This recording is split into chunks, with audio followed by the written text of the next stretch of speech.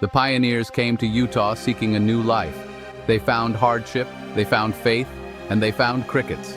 Millions of crickets, blackening the fields, consuming their crops, threatening their very survival.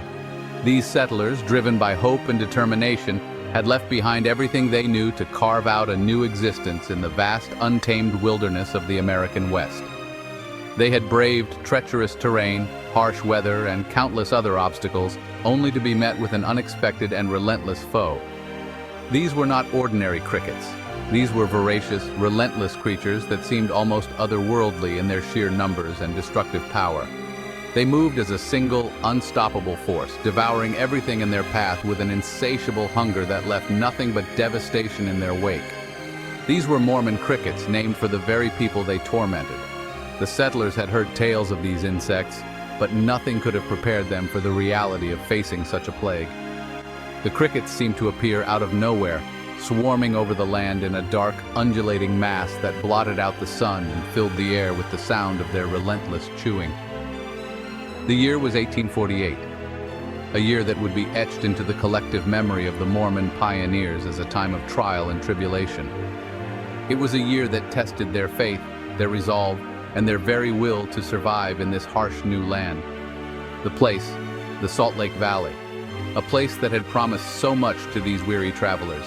It was a land of breathtaking beauty and untapped potential, a place where they hoped to build a new life, free from the persecution and hardships they had faced in the East.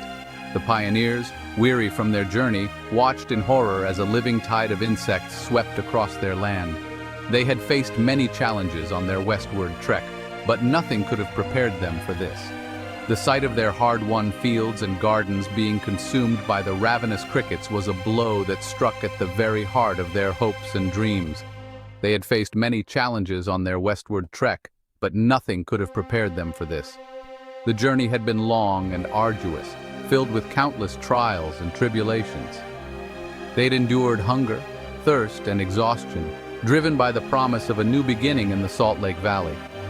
But now, as they watched the crickets devour everything in their path, they wondered if their dream had turned into a nightmare. The crickets devoured everything in their path, crops, gardens, even leather and wood. Nothing was safe from their insatiable appetite. The settlers carefully tended fields, their precious gardens, even the very materials they used to build their homes and tools were all consumed by the relentless swarm. It was as if the crickets were determined to strip away every last vestige of the pioneers' hard work and determination.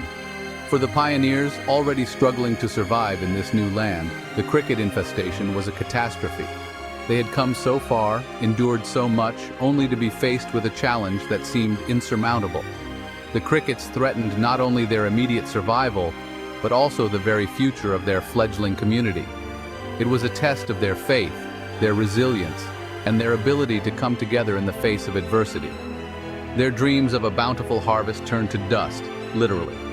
The fields that had once promised sustenance and prosperity were now barren and lifeless, reduced to nothing more than dusty wastelands by the relentless onslaught of the crickets.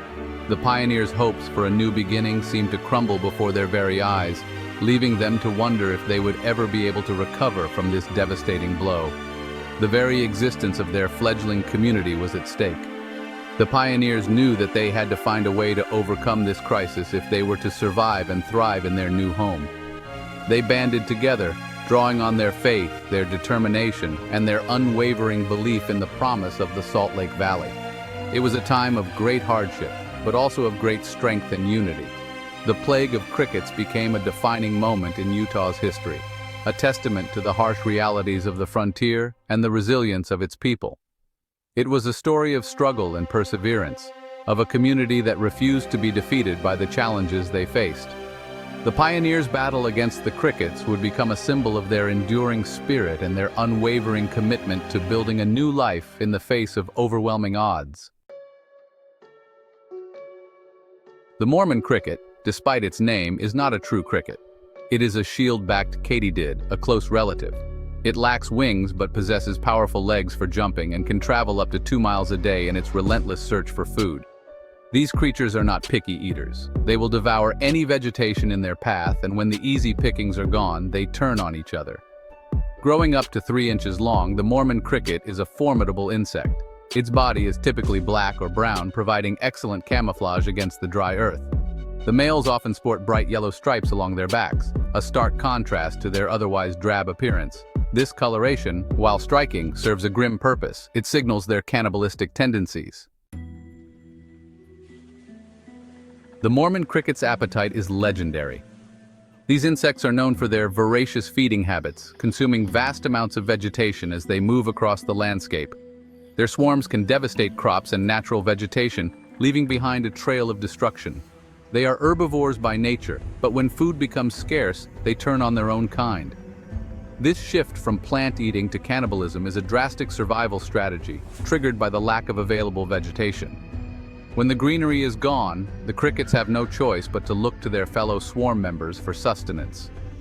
This cannibalistic behavior is key to their survival. By consuming their own, they can recycle essential nutrients within the swarm. This gruesome practice ensures that the strongest and most fit individuals continue to move forward, while the weaker ones become a source of nourishment.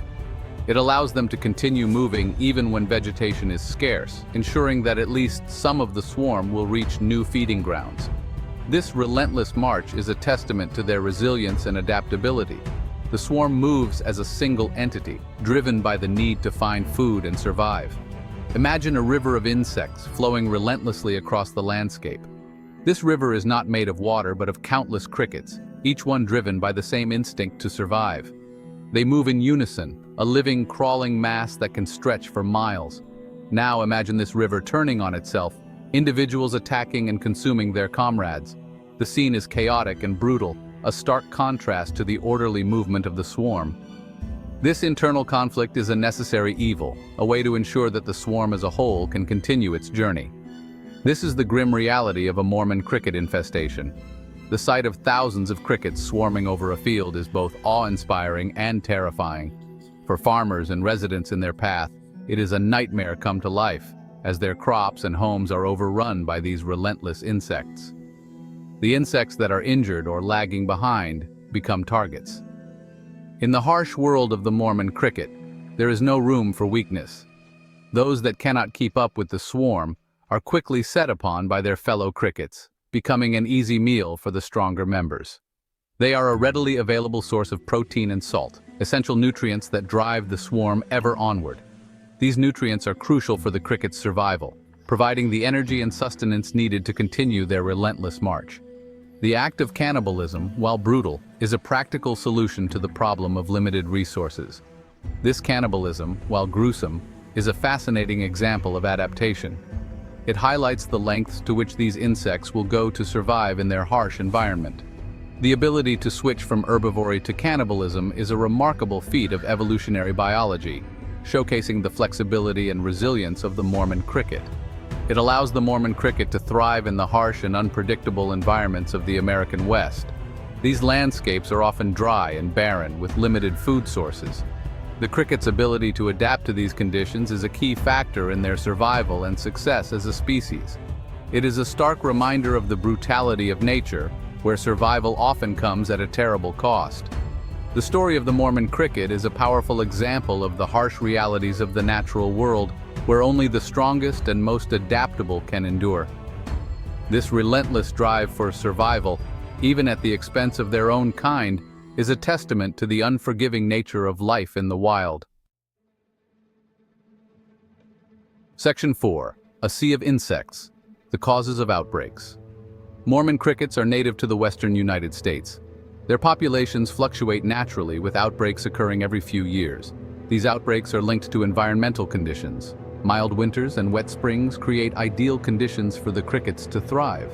Abundant food and favorable weather lead to a population explosion.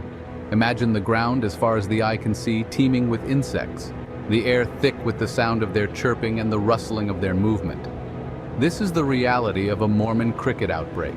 Millions, even billions of these insects on the move, driven by an insatiable hunger. Section 5. Devastated fields and desperate farmers. In 2025, Utah is facing one of the worst cricket outbreaks in recent memory. The insects have returned as relentless and destructive as ever. Farmers watch in despair as their crops are devoured. Fields once green with promise are now barren wastelands, stripped bare by the relentless insect hordes. It's like a nightmare, says Sarah Jones, a fifth-generation farmer in central Utah. We've been battling these crickets for weeks, and it feels like we're losing ground every day. They're everywhere. The financial toll on farmers is staggering. Lost crops, delayed plantings, and the cost of control measures are pushing many to the brink. The emotional toll is just as devastating. Generations of hard work wiped out in a matter of days. Section 6. A community united against a common enemy. The Mormon cricket infestation is not just a problem for farmers, it is a crisis that affects entire communities. These insects, with their voracious appetites, can decimate crops, leaving fields barren and farmers desperate. But the impact doesn't stop at the farm gates. The insects invade homes, businesses, and public spaces. They find their way into every nook and cranny, making it impossible to escape their presence. Imagine waking up to find your kitchen overrun or your local store struggling to keep the shelves clean. They cover roads, making driving hazardous. The sheer number of crickets can cause cars to skid, creating dangerous conditions for drivers. It's not just an inconvenience, it's a serious safety issue that affects everyone on the road. They clog irrigation systems, threatening water supplies. Water is the lifeblood of any community, and when these pests block the flow, it can lead to shortages and affect everything from drinking water to crop irrigation. The stench of decaying crickets permeates the air, a constant reminder of the ongoing plague. The smell is unbearable, making it difficult for people to go about their daily lives. It's a sensory assault that adds to the stress and discomfort of the situation. Yet, in the face of this adversity, the spirit of the pioneers endures. The people of Utah have always been known for their resilience and determination. This crisis is no different. It has brought out the best in the community. Communities are coming together to combat the infestation. Meetings are held to strategize and share information, ensuring that everyone is on the same page. It's a collective effort that involves everyone, from local officials to ordinary citizens. Neighbors help neighbors, sharing resources and offering support. Whether it's lending a hand with cleanup efforts or sharing tools and supplies, the sense of community is stronger than ever. People are stepping up to help each other in any way they can. It's a reminder that even in the face of overwhelming challenges, the human spirit of resilience and cooperation can prevail. Community events are organized to lift spirits and remind everyone that they are not alone in this fight. These moments of joy and solidarity are crucial for maintaining morale. We've faced tough times before, says Mayor Johnson of a small town in central Utah. His words resonate with the crowd, reminding them of past challenges they've overcome together. His leadership is a beacon of hope in these trying times. This is just another challenge, and we'll get through it together. We always do. The community's unwavering spirit and collective effort are a testament to their strength and unity. Together, they will overcome this crisis just